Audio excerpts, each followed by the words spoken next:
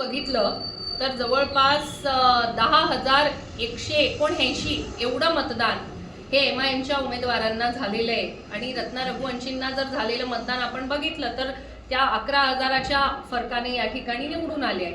तर याच्यातूनच एक आपल्याला स्पष्ट दिसतंय की एका विशिष्ट समुदायाने या ठिकाणी वोट जिहाद केला आणि भारतीय जनता पार्टीचा उमेदवार निवडून येऊ नये म्हणून काही प्रभागांमध्ये जिथे एमआयएमचे उमेदवार होते आणि तिथे त्या समाजाचं मतदान असताना त्यांनी त्या प्रभागांमध्ये एमआयएमला मतदान न करता चंद्रकांत रघुवंशींच्या उमेदवारांना केले, जेणेकरून भारतीय जनता पार्टीचा उमेदवार तिथे निवडून येऊ नये। आणि हे आपल्याला 11 नंबर, 13 नंबर, 18 नंबर या प्रभागांमध्ये तुम्हाला प्रकर्षाने पाहायला मिळेल।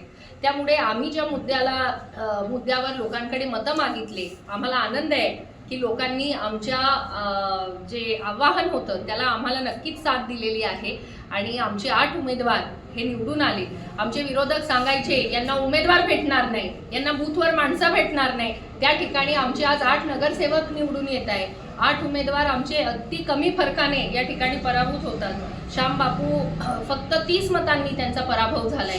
त्यामुळे आपण जर बघितलं ओव्हरऑल तर नंदुरबार शहराने या ठिकाणी नक्कीच परिवर्तनाचं ठरवलं होतं आणि ते मतदानातून दिसतं पण आहे। पण एका विशिष्ट समुदायाने भारतीय जनता पार्टीला आणि हिंदुत्वाला रोखण्यासाठी वोट जिहाद केला आणि त्यामुळे त्यांनी एकीचकडे मतदान त्यांनी केलं आणि रत्ना रघुवंशी त्या ठिकाणी निवडून आल्या। त्यामुळे मी या ठिकाणी आपल्या सगळ्यांना सांगू इच्छिते की हा जो विजय ते लोक मनवत आहेत, चंद्रकांत रघुवंशी किंवा रत्ना रघुवंशी, हा त्यांचा विजय नसून हा वोट जिहादचा विजय आहे।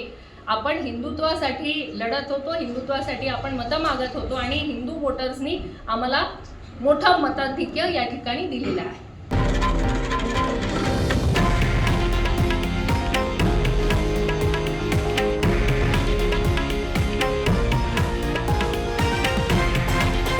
हे आहे देशातील नंबर 1 न्यूज नेटवर्क आणि आपण पाहत आहात TV9 मराठी, एकमेव।